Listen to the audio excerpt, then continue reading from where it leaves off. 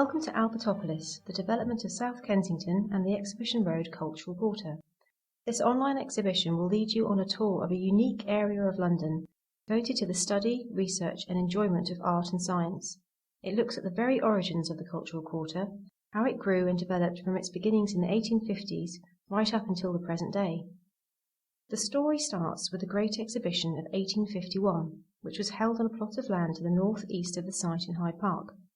Covering nearly 19 acres and welcoming over 6 million visitors, the exhibition proved to be a huge success. It made a profit of £186,000, an enormous sum in the mid-19th century. After the exhibition closed, Queen Victoria wrote in her diary, "To think that all this great and bright time is past, like a dream, after all its success and triumph, and that all the labour and anxiety it caused for nearly 2 years should likewise now be only remembered as a has-been, seems incredible and melancholy." The Queen's husband, Prince Albert, served as president of the Royal Commission which organised the exhibition, and it was he who saw to it that it left a great legacy. The Prince Consort suggested that rather than using the profit to fund future exhibitions, as had been originally planned, he proposed the Commission buy land on which to create a centre dedicated to science and art and the education of the population in these subjects. The Royal Commission followed the Prince's advice and used part of the profit to purchase the Kensington Gore estate and surrounding lands in West London. By 1857, the new South Kensington Museum, later the Victoria and Albert Museum, opened on part of the land, and in April 1860, the Times referred to the rising suburb of Albertopolis south of the Kensington Road.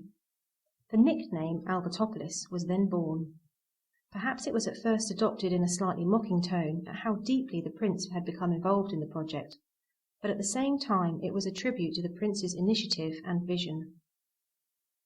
One of the commissioners, Henry Cole, christened the area South Kensington, and with Prince Albert's vision and the drive of Cole, the area went on to become a hive of building activity, with new museums and educational institutions setting up home there. The Royal Horticultural Society Gardens, the Natural History Museum, the Royal Albert Hall, Imperial Institute, amongst others. Discover the stories of each of these institutions and more here in Albertopolis. The exhibition will offer you the chance to see historic aerial photographs and maps of the area, architects' drawings and models, manuscripts, and more unusual objects associated with the Cultural Quarter. Through Albertopolis, you will be able to learn more about the history of the institutions involved, controversies which have arisen during the planning of the area, and also future plans.